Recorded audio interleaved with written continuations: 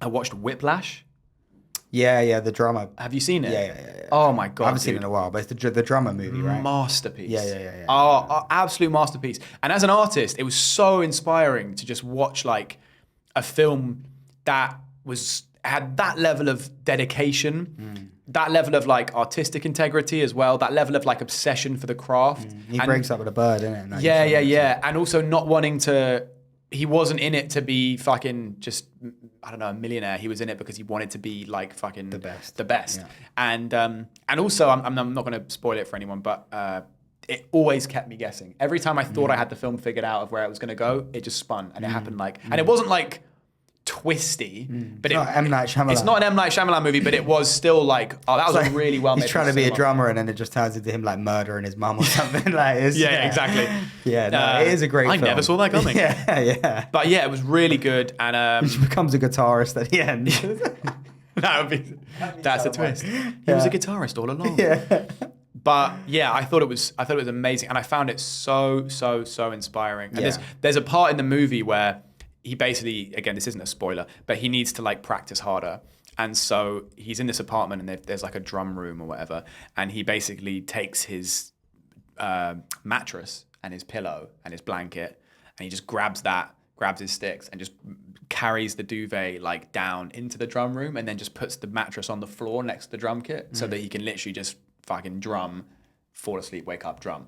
And I thought that was so cool. And I watched it with another comic, George, and we were talking about it afterwards, and I was like, dude, how can we do that? What's the equivalent for us of, because he said, I think at one point, what's his name? Oh God, I'm going to fuck his name up.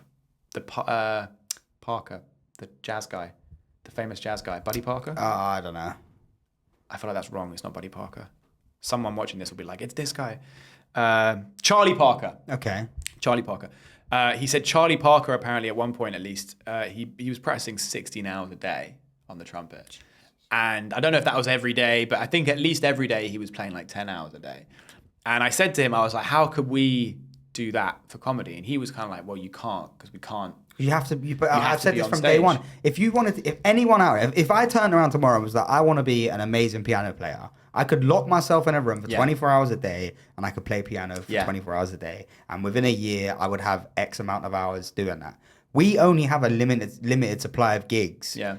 And I mean, I guess you write more, but you still need to go and fucking. But see, this is the other thing though, because you still need to go and test it. So he said, he was like, well, look, you could write for X amount of time a day, and I was like, yeah, but I don't write. And that's not like a laziness thing. That's like a thing of it's just like how you get. That's just my style. Like Louis, I was watching an interview with Louis, and he said the same thing. Louis was like, because Rogan asked him, he was like, what's your writing process? Do you write? And he was like, nah, I don't. I've never done that. I've never had that. He's like, to me, it's like it doesn't work for me. He's like, a bit will just, it's annoying, but a bit will just come to me when it comes to me, and I have to work it out on stage. I have to just talk about it, flesh it out. And could you riff at home now? I mean, I know it doesn't work the same, but could you just speak out a premise to yourself? Yeah, I could. But then you don't have the feedback. You don't have the feedback. Also, yeah, Patrice did the same thing. He didn't write either. Everyone always said in the documentary about him, they were like, I never saw him with a piece of paper or a pen or anything. To be fair, though. I have a notebook, and I write down maybe a couple of bullet points that I don't want to forget. Yeah. Because, sometimes you'll have like towel cricket on your phone, and you'll be like, I have no idea what that was. That was a bit that I thought of, and I can't even tell you what that could have been. So I have like, I've got like Seaman face. What was that? What was that one? Exactly. That was good, I think. Yeah. And I used to write in my phone in my notes, and then I got a notebook which is for jokes, and that's been really helpful. So I'll just write like a couple of key points just so I don't forget the points. Yeah. But that's not to memorize. That's just, if the bit is fucking, what did I say, towel cricket, I'll be like, okay, when you're playing cricket, you need to use a towel gets stuck on the ball, whatever. I'll just write 2 or 3 things. I'm like, okay, just so I remember what the bit is, and then I'll flesh it out on stage my own way.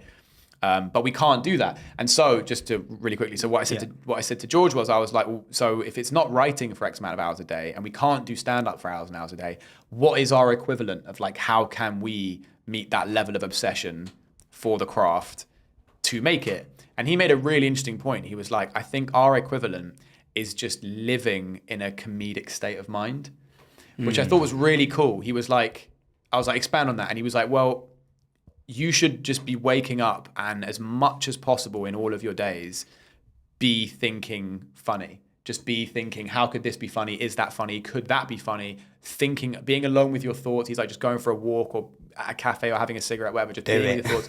Yeah, exactly. Do it. Yeah, for you, that's going to be tough. Yeah, because you're going to have to be alone with the monsters. But, but for me... I'm actually okay, guys. Don't worry. This is all, But for the audio listeners, I just shook my head. But the idea of just walking around and it's true because he lives like that. He's constantly just thinking that's funny. But how could that be funny? Just quickly, sorry to cut you, but I feel like I live like that. Maybe not to the same extent, but my whole existence is just like, that's funny. This could be funny. That's a funny thought. Oh, I love that thing. That was funny. Like I guess I'm not linking it to stand up, but I'm constantly just trying to laugh. That's how I live. But also, I think. Do you know what I think for you? And I'm not saying this is necessarily the case for everyone, because I understand that some people make it work.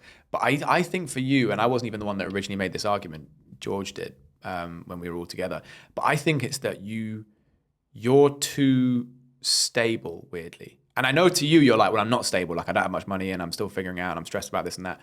But I think because you've got a busy life, that maybe hinders slightly your ability to be thinking about comedy. Because there's been times where I've been like, yo, this comedy thing, you'll be like, oh man, I can't think about that. I've got to go and do this thing tomorrow and I've got to worry about that. So maybe it's a case where your other life or your real life or whatever gets in the way. Gets in the way. But there are other comics that have more important jobs. But that's exactly why I just said that might not be the case. And it's not the case for some people. Like, what's his name? Little Josh. He's a fucking software engineer, for example. He works a full-time job. Which is crazy. It is crazy. But Jimmy Carr worked in So advertising what's for a while. What can I do then? I guess just I can't quit. I can't quit. Yeah. Do you know what? No, I don't. No. It's over. It's fucking over. Cut the camera. I'm done.